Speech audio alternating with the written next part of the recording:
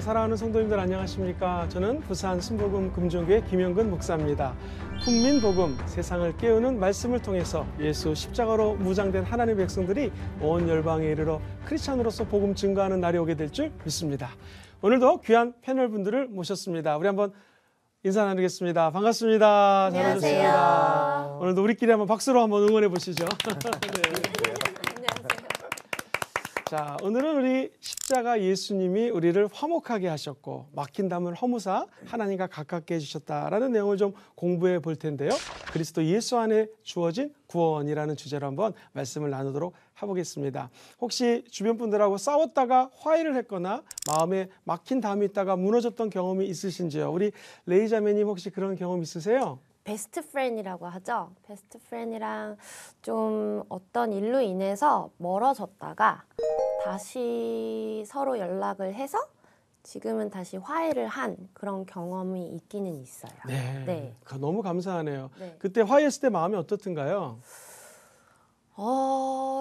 좋기도 하면서 약간 말로 표현할 수 없는 복잡한 마음. 그렇죠. 약간 전처럼 다시 지낼 수 있을까라든가 좀 혼잡하기도 했는데 다시 만나니까 또 괜찮긴 하더라고요. 그렇죠. 얼굴을 다시 보니까. 네. 마음속에 어떤 담이 허물어졌지만 아직은 앙금 같은 게 좀 존재하는 기분도 있었다. 그러나 다시 이제 화목하게 됐다는 말씀이셨고요. 네. 우리 동현 형제님은 그런 경험 있으십니까? 네, 저는 사실 이런 성령님이 약간 강권하셨다라는 표현이 좀 어울릴 것 같은데 제가 이제 군대에서 완전 동기였거든요. 근데 옆자리를 썼는데 어느 순간 그 친구가 너무 싫은 거예요. 그래서 막 자주 싸웠어요. 그러니까 막 생활하다 보면은 뭐 니는 왜 청소 안 하니 뭐 안 하니 막 이런 얄미운 게 있잖아요. 이게 그래서 엄청 싸웠는데 그래서 너무 싫으니까 한번 이제 군종병 선임한테 물어봤어요. 야, 얘가 너무 싫은데 어떡하냐? 그랬더니 기도를 하래요. 뭐 싫은데 왜 기도를 하냐? 사랑하게 해달라고 기도를 하래요. 무슨 말도 안 되는 소리를 이러고 있다가 한번 기도를 해봤어요. 근데 당연히 안 이루어지죠. 그래서 제 진심을 담아서 해봤는데 이 하룻밤 사이에 그 친구 아침에 딱 일어나서 빠빠빠빠빠 이 소리 듣고 봤는데 너무 사랑스러워 보이는 거예요. 어머나. 그래서 제가 와 이거 기도하면 사랑이 지네? 성령님이 이렇게 인도해 주시네? 이런 좀 경험이 있었던 것 같습니다. 네. 아, 그렇군요. 자, 우리가 하나님을 믿고 예수님을 증거하는 삶을 산다. 이것이 쉽지는 않습니다. 근데 우리가 예수님 믿기 전의 모습과 예수를 믿고 난 다음의 모습이 완전히 틀리다고 오늘 성경은 기록을 하고 있어요.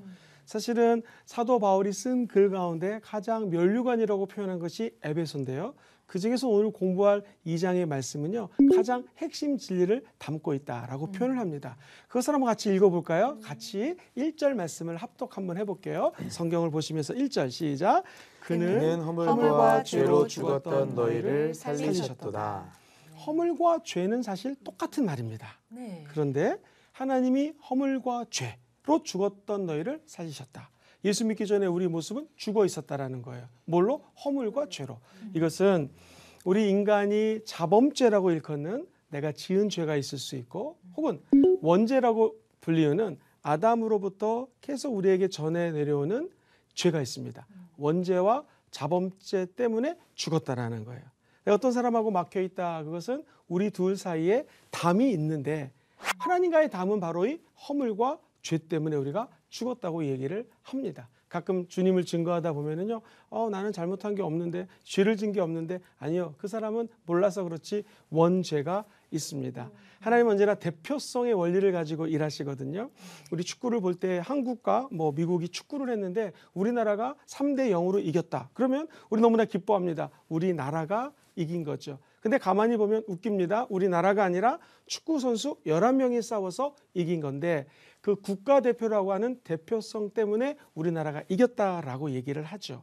마찬가지로 첫 번째 아담인 우리가 아는 아담과 하와가 영적 전쟁에서 졌습니다. 죄에 무너졌습니다. 그래서 우리 인류에게 죄가 들어왔죠. 두 번째 아담이신 예수님이 그 죄를 승리하셨습니다. 그래서 대표성의 원리 때문에 아담이 지은 죄를 모든 인류가 다 지게 되었고 인류를 대표하는 예수님이 인간으로 오셔서 죄로부터 승리했기 때문에 우리는 죄와 허물과 상관없는 인생을 살 수 있게 되었다는 것이죠. 예수 믿기 전의 모습은 죄와 허물로 죽은 사람들이었다. 그러면서 2절 말씀을 우리 혜원 자매님 한번 읽어봐 주세요. 네. 그때에 너희는 그 가운데서 행하여 이 세상 풍조를 따르고 공중의 권세 잡은 자를 따랐으니 곧 지금 불순종의 아들들 가운데서 역사하는 영이라. 네, 아멘. 세상 풍조를 따랐다. 하늘의 공중에 권세 잡은 영이 있는데 그 영의 지배를 받았다. 이것이 바로 악령 귀신이라는 것입니다. 이 마귀가 드디어 등장을 하기 시작하는데 영적 전쟁에서 꼭 기억해야 될 것은요. 많은 성도님들이 천사들 있잖아요.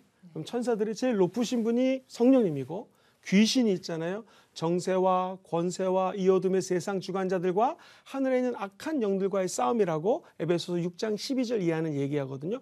그런 마귀가 있고 그 밑에 많은 귀신들이 있는데 이 귀신 중에 대장이 마귀요. 천사 중에 리더가 성령님이신데 영적 전쟁을 성령님과 마귀가 싸우는 거라고 잘못 이해하는 분들이 많습니다. 지금 하고 있었는데 제가 큰일 날 뻔했습니다. 왜냐하면 성령 하나님은 하나님이세요. 하나님이 마귀도 창조하시고 이 모든 것들을 창조하신 것이지 네네네. 하나님과 마귀와는 싸울 수가 없고 게임이 되지가 않습니다. 맞죠, 그렇죠. 그렇죠. 그렇기 때문에 우리 많은 분들이 오해하는 것이 여기 어둠의 영이 등장하고 세상 풍조를 따르게 하고 우리를 타락시키고 죄짓게 하는 것이 마귀다 했을 때 마귀랑 성령과 싸우는 것이 영적 전쟁인가 보다 아닙니다. 네. 우리 하나님의 영 성령님은 하나님이세요. 네. 예를 들자면 제가 만약 성령 하나님이라면 마귀가 요만하다면 후 불면 날아갑니다. 성령님은 그만큼 위대한 능력과 힘이 있는 분이라는 것이죠. 그런데 목사님 질문이 있습니다. 우리 예수 믿는 사람이 죄와 허물로 죽고 강력한 힘이 마귀도 있는 거 아닙니까? 왜 이 마귀는 세상 풍조를 따라가게 합니까? 우리는 어떻게 대응하고 마귀와 싸워 승리할 수 있을까요? 에베소서 6장에 가면 좀 더 자세히 설명을 드리겠지만 내용은 이렇습니다. 천사 3분의 1을 데리고 타락한 루시퍼, 원래는 천사 리더 중에 하나였습니다. 뭘 담당했을까요? 1번 찬양 담당자, 2번 기도 담당자, 3번 설교 담당자. 정답? 네, 여러분 다 아시는데 모른 척 하시네요. 찬양을 담당하는 루시퍼라고 하는 악한 영이었고 천사 3분의 1을 데리고 타락을 합니다. 그 이유가 나도 하나님처럼 찬양을 받아야겠다. 하나님처럼 높아져야겠다. 그래서 마귀는 우리 마음속에 교만을 주는 것을 제일 1번 순위로 도전합니다. 아담과 하와랑 비슷하네요. 그렇죠. 네. 이 선악과를 따먹으면 네. 네가 하나님처럼 눈이 밝아져서 다 알게 될 것이다. 거기 보면은 정령 죽으리라 얘기하는데 아담과 하와는 죽을까 하노라 라는 음성을 듣고 네. 꾀임에 넘어가게 되죠. 마귀는 우리에게 나타나서 혼미케 하고 인간을 교만하게 만드는 것이 마귀가 하는 일입니다. 그렇다면 마귀가 들어와서 우리를 세상 풍조를 따라가게 합니다. 그래서 사도 바울이 에베소서 1장부터 3장은 이론이라면 4장부터 6장은 실천편이에요. 이론에서 쭉 설명해 나가는데 성부, 성자, 성령 하나님을 찬양하십시오. 그리고 여러분의 교회는 하나님의 놀라운 권세로 예수님이 죽고 부활하시고 승천하시고 보좌 우편에 앉으셨는데 승귀하셔서 이 땅에 오시고 교회를 세우셨고 그 능력이 가득합니다라고 1장에서 얘기를 했잖아요. 이제 드디어 2장에 가면서 예수 그리스도의 구원 사역에 대해서 이야기를 합니다. 그 예수님은 어떤 분이신가? 죄와 허물로 죽은 너희를 다시 살렸고 예수님 믿기 전에 너희의 모습은 어떤 모습인가? 공중의 권세 잡은 자의 하라고 하는 지시를 따라서 살았던 종과 같은 모습이었다고 얘기합니다. 잠깐 구약으로 돌아가 볼까요? 구약에 보면은 이스라엘 백성들이 출애굽하기 전에 우리가 아는 것처럼 애굽에 종살이 했습니다. 그때 바로 왕이라고 하는 바로 왕이 시키는 대로 했습니다. 왜? 노예였기 때문에. 그런데 하나님이 어느 날 이 백성들을 구원하기로 마음을 먹습니다. 어떻게 구원했습니까? 이스라엘 백성들의 하나님께 기도하는 소리를 하나님이 들으셨습니다. 그들이 애쓰고 힘쓰고 노력하는 탄식의 소리를 주님이 귀 기울여 들으시고 그들을 출애굽시켜 주시죠. 네. 이것은 바로 구원의 영적 여정하고 똑같습니다. 예를 들어 볼게요. 홍해를 갈랐습니다. 홍해는 붉은홍, 빨간 바다라는 뜻이고요. 정말 영어로도 홍해는 Red Sea, 빨간 바다라고 해요.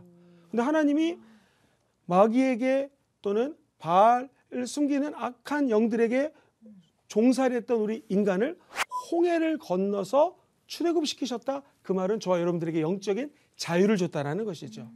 그래서 성경은 2절에 보니 마귀가 우리에게 세상 풍조를 따르게 하고 공중의 권세를 잡았기 때문에 지금 불순종의 아들들 가운데 역사하는 영, 아까는요 계시의 영, 지혜의 영, 성령을 얘기하고 믿지 않는 자들의 역사하는 영이 있는데 그것이 바로 귀신이요, 귀신의 우두머리가 마귀라고 표현을 하는 것입니다.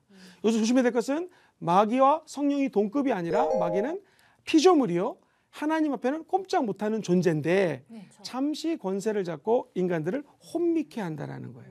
자, 그렇다면 그 다음 절에 이렇게 얘기합니다. 예수 믿기 전에 우리의 모습을 3절 말씀, 이번에 우리 동현 형제 한번 읽어봐 주실까요? 전에는 우리도 다 그 가운데서 우리 육체의 욕심을 따라 지내며 육체와 마음에 원하는 것을 하여 다른 이들과 같이 본질상 진노의 자녀이었더니. 예수 믿기 전에는 똑같았어요. 우리도 육체의 욕심을 따라 지냈고 육체와 마음이 원하는 대로 했고 다른 사람들과 본질상 무슨 자녀였어요?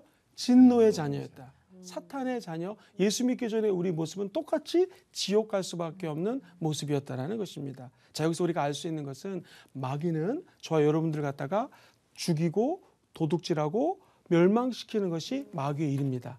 그러나 예수님은 저와 여러분들에게 생명을 얻되 풍성히 얻게 하기 위해서 오셨다라는 것이죠.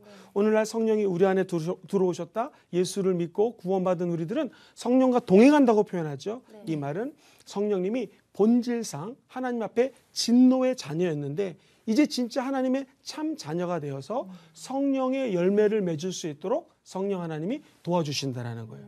그것을 성경은 가지가 있는데요. 그 가지를 비스듬히 잘라가지고 예를 들면 배나무 가지를 잘라서 사과나무에 접붙임을 하게 되면 사과 열매를 맺는 것처럼 저와 여러분들은 원래 죄로 죽을 수밖에 없는 본질상 진노의 자녀였는데 하나님이 우리를 사단의 권세에서 잘라주시고 하나님의 나무, 주님은 포도나무에 우리가 가지인 것처럼 연결해 줬죠. 이제 우리는 포도나무에 붙기만 하면 포도 열매를 맺을 수 있는 하나님의 자녀가 되었다라는 거예요. 엄격히 이야기하면 예수 믿기 전에 우리의 모습은 죄와 허물로 죽었습니다. 본질상 진노의 자녀, 마귀의 자녀였습니다. 그 자녀를 우리 예수님이 붉은 바다 홍해를 건너셔갖고 이제 하나님의 자녀로 바꿔줬다라는 것이죠. 그 모습을 4절 이하에 이렇게 기록합니다. 우리 강래희 자매님 한번 4절, 5절 두 절을 읽어봐 주세요. 긍휼이 풍성하신 하나님이 우리를 사랑하신 그 큰 사랑을 인하여 허물로 죽은 우리를 그리스도와 함께 살리셨고 너희는 은혜로 구원을 받은 것이라. 4절에 보면 우리 하나님의 모습을 아멘. 긍휼이 어떻다고 표현해요? 풍성하신. 풍성하다고 표현합니다. 에베소서는 참 스케일이 크죠. 하나님은 요만한 사랑을 갖고 계신 분이 아니라 풍성한 하나님이라는 것입니다.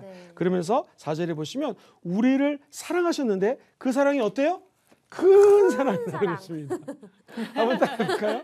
하나님은 큰 긍휼과 큰 사랑으로 나를 돌봐주십니다. 시작. 하나님은 큰 긍휼과 큰 사랑으로 우리를 돌봐주십니다.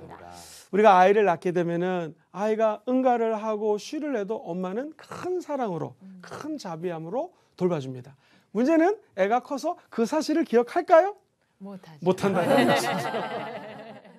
우리 구원받은 것이 사실은 큰 사랑, 풍성한 은혜, 풍성한 자비 때문에 예수 믿고 구원을 받았는데 이 땅에 예수 믿고 교회 다니다 보면 시험에 빠지기도 하고 기도하지만 응답이 잘 오지도 않기도 하고 여러 가지 이유로 그 사랑이 식어질 수가 있는데 원래는 하나님의 사랑은 너무나 크고 위대하다는 것을 사도 바울은 알려주기를 원하는 것이죠. 그렇다면 우리의 마음이 하나님을 생각할 때마다 십자가를 바라볼 때마다 하나님의 그 위대한 사랑, 풍성한 사랑 때문에 내가 정말로 응가를 하고 쉬를 하고 온몸에 더러운 것들을 다 쏟아낼 때 자비로 사랑으로 품어 주셨던 것처럼 나도 우리 예수님을 닮아 이제 교회에 새로운 성도가 있다면 영적인 자녀로 여기고 그들이 응가를 하고 쉬를 하는 것처럼 더러운 일을 해도 우리가 그들까지 품을 수 있다면 아마 하나님은 여러분의 삶을 기뻐해 주실 줄 믿습니다. 흔히 아이고 너랑 똑같은 자식을 낳아야 할 거야 라고 부모님이 아이들에게 얘기를 하죠. 근데 정말 우리가 부모가 되고 자식을 낳아서 키워보니 엄마 아빠의 마음을 이해하게 됩니다.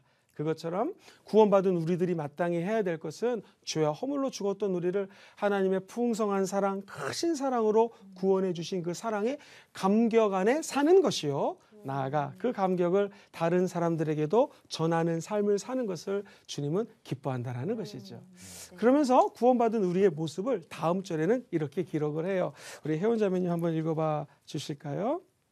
또 함께 일으키사 그리스도 예수 안에서 함께 하늘에 앉히시니 자, 7절도요. 이는 그리스도 예수 안에서 우리에게 자비하심으로써 그 은혜의 지극히 풍성함을 오는 여러 세대에 나타내려 하심이라. 네. 아멘. 자, 죄와 허물로 죽은 우리들을 저기 보면요. 함께가 3번이나 나와요. 근데 이걸 주목해 보면 지난주에 공부했던 예수님이 십자가에서 죽으셨잖아요. 그리고 우리가 아는 것처럼 저 죽음의 세계까지 떨어지셨다가 다시 부활하셨잖아요. 하나님 보좌 우편에 앉아 계시다고 배웠습니다. 그런데 재밌는 것은요. 오늘 죄와 허물로 죽었던 너희들을 함께 살리시고 함께 생명을 주시고 함께 보좌 우편으로 앉혀주셨다고 이야기를 합니다. 우리 함께를 한번 5절부터 한번 찾아보겠습니다. 5절에 보면 허물로 죽은 우리를 그리스도와 어떻게 해요? 함께 살리셨어요. 밑줄 한번 보세요. 함께 살리셨어요. 그렇다면 우리는 이렇게 고백할 수가 있는 것이죠. 예수님 죽음, 내 죽음, 예수님 부활, 내 부활. 시작. 예수님 죽음, 내 죽음, 예수님 부활, 내 부활. 예수님과 함께 살리셨다. 함께 부활의 생명과 접촉하게 했다는 거예요. 다르게 표현하면 내 마음에 죄가 있어서 죄만 따라다니는 내가 있고 하나님을 보고 이렇게 말씀을 듣고 기도하면 하나님을 쫓고자 하는 내가 있는데 두 사이에 있는 나 때문에 갈등하는 분이 바로 바울이었어요. 그래서 그는 오라 나는 곤고한 자로다. 이 나는 도대체 어떻게 하면 좋을까라고 고백을 하죠. 그때 그가 깨달은 것은 내가 오히려 하나님께 감사하노니 예수 그리스도 안에 있으면 정죄함이 없어요.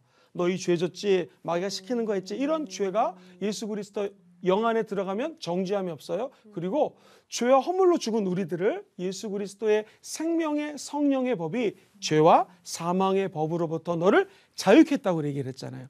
그것처럼 예수 그리스도와 함께 죽고 예수와 함께 부활한 자, 즉 예수님과 연합된 자는요. 아무리 죄와 허물로 죽은다 할지라도 죄는 관역을 빗나간 게 죄거든요.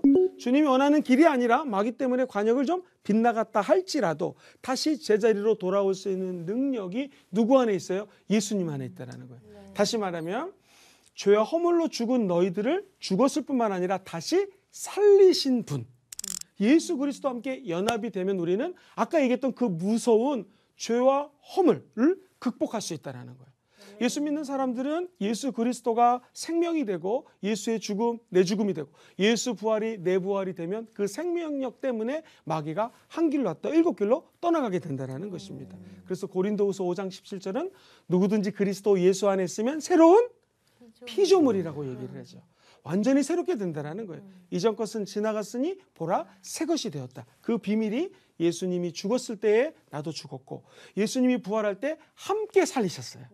그러므로 저와 여러분들은 가슴을 쫙 펴고 살 수 있는 것은 비록 죄를 짓지만 부족하지만 내가 예수와 함께 죽었고 이제 내가 예수와 함께 어떻게 해요? 다시 살아났다는 거예요. 오늘 말씀대로라면 함께 살리셨어요. 엄청난 은혜 아니겠습니까? 맞아. 늘 넘어지고 늘 자빠지는 우리 인생이지만 예수님이 저와 여러분들을 함께 일으켜 주시고 함께 살려주셨다는 거예요. 그리고 6절에 보면 함께가 또 나옵니다. 같이 이걸 함께 읽어볼게요. 6절 시작. 또 함께 일으키사 그리스도 예수 안에서 함께 하늘에 앉히셨어요. 죄와 허물로 죽을 수밖에 없는 우리를 일으키시고 지금 어디에 앉히셨어요? 하나님 보좌 우편에 앉히셨다라는 거. 야, 이건 하면 무슨 뜻입니까? 예수님 승천, 내 승천. 시작. 예수님 승천, 내 승천. 한 걸음 더 나가. 예수님 보좌, 내 보좌. 시작. 예수님 보좌, 내 보좌. 우리 이 땅에 살고 있는데 우리를 기도를 하고 예배를 드리면 하나님 보좌 우편까지 함께 앉혀주신다라는 거. 이것이 바로 은혜입니다. 내가 똑똑하고 열심히 해서 하나님 보좌로 올라가는 것이 아니라 하나님이 예수님 보내주셨고 예수님 때문에 구원받은 우리들이 하나님 보좌 우편으로 올라가서 앉을 수가 있다는 거예요. 예를 들어 보겠습니다. 우리가 높은 데 올라가려면 뭐가 필요합니까? 사닥다리 타고 올라갈 수 있겠죠. 좀 편하게 올라가려면 에스컬레이터 하면 쭉 올라가겠죠. 더 빨리 더 높이 올라가려면 엘리베이터 타면 되겠죠. 그것처럼 우리가 하나님께 올라가는 것을 저는 기도하고 예배라고 생각합니다. 예배를 드리면 우리가 사닥다리 타고 오르락내리락 천사가 야곱이 환상 중에 봤던 것처럼 하나님의 임재를 체험하고 하나님 보좌 우편으로 올라갈 수가 있습니다. 기왕이면 좀 빠르게 가려면은요 작정기도 하고 금식기도 하고 우리 예전에 선배들이 했던 것처럼 주여 열심히 찾으면서 예배 드리며 기도하면 더 빨리 올라갈 수가 있겠죠. 그리고 금식기도 하고 열정을 가지고 하나님의 나라와 의를 구하게 되면은요 초고속 엘리베이터 타고 쭉 하나님 보좌 우편으로 올라갈 수가 있어요. 이 자체가 하나님의 은혜라는 것이죠. 그래서 예수 피를 의지하여 주님의 보좌의 세계로 갈 수 있는 것, 보혈을 지나 하나님 품으로 간다라는 찬양처럼 예수 십자가를 의지해서 하나님 품 안에 안길 수가 있다라는 것. 자, 그럼 이제 그 다음 구원받은 우리의 모습을 7절 한번 우리 동인 형제 읽어봐 주세요. 이는 그리스도 예수 안에서 우리에게 자비하심으로써 그 은혜의 지극히 풍성함을 오는 여러 세대에 나타내려 하심이라. 예수님 안에서 우리에게 자비함을 주시는데, 자 여기도 보면은 또 은혜가 있는데 얼마큼 풍성해요? 지극히 풍성하다고 얘기해요. 작게 풍성한 것이 아니라 지극히 풍성함을 우리로 끝나는 것이 아니라 다음 여러 세대에, 다음 세대 넥스트 제너레이션까지도 이것을 나타내기 위한 하나님의 계획이라는 것입니다. 그래서 저와 여러분들만 기도와 예배를 통해 하나님 보좌 우편에 가는 것이 아니라 다음 세대, 여러 세대, 우리 한국교회가 천년의 부흥을 주도하는 교회가 되기를 소망합니다. 아멘. 다음 분 8절부터 끝절까지 한번 읽어봐 주세요. 너희는 그 은혜에 의하여 믿음으로 말미암아 구원을 받았으니 이것은 너희에게서 난 것이 아니요 하나님의 선물이라. 행위에서 난 것이 아니니 이는 누구든지 자랑하지 못하게 함이라. 우리는 그가 만드신 바라 그리스도 예수 안에서 선한 일을 위하여 지으심을 받은 자니 이 일은 하나님이 전에 예비하사 우리로 그 가운데서 행하게 하려 하심이니라. 아멘. 너희들은 은혜에 은해서 믿음으로 말미암아 구원을 받았는데, 흔히 내가 믿었으니까 구원받았지 아니라는 것이죠. 이것은 전적인 하나님의 선물이라는 거예요. 예를 들어 보겠습니다. 제가 강래희 자매에게 이 볼펜을 하나 선물로 주고 싶습니다. 선물 받으세요. 근데 레이 자매가 목사님 감사합니다. 목사님 쓴 볼펜에 기름 부으심이 있네요. 라고 받으면 이 볼펜은 자매 거가 되겠죠. 그런데 목사님 나 볼펜 많아요. 안 받으면 선물을 받지 못할 것입니다. 구원도 마찬가지입니다. 우리가 하나님이 주신 선물을 마음을 열고 받으면 우리 것이 되는 것처럼 구원은 하나님 주신 선물이라는 것이죠. 마음 문을 열고 내가 문 밖에 서서 두드리노니 누구든지 내 음성을 듣고 나를 영접하는 자는 내가 그 안에 들어가 구원을 이루신다는 말씀처럼 우리가 마음 문을 열고 믿음으로 주님을 받아들이면 예수 믿고 구원받아 천국 가는 길이 열리는 거예요. 이것이 내가 잘나고 내 행위로 말미암은 것이 아니라 전적인 하나님의 은혜라는 거예요.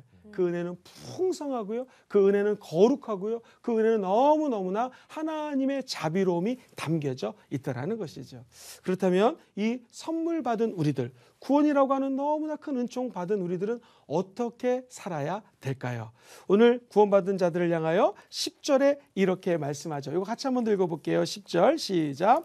우리는 그가 만드신 바라 그리스도 예수 안에서 무슨 일을 위하여? 선한 일을 위하여 지으심을 받은 자니 이 일은 하나님이 전에 예비하사 우리로 그 가운데서 행하게 하려 하십니다.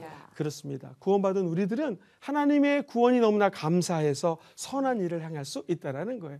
하나님이 나사렛 예수에게 성령과 능력을 기름 붓듯 하여 주셔서 그가 두루다니며 선한 일을 하셨던 것처럼 오늘 우리의 기도 제목은 무엇입니까? 구원의 감격이 되살아나게 좀 도와주시옵소서. 그리고 하나님 내가 죄가 많다 할지라도 예수의 피로 내 죄를 용서하시고 구원의 감격 가지고 주변 사람들에게 선한 일을 할 수 있도록 좀 은혜를 좀 부어 주옵소서.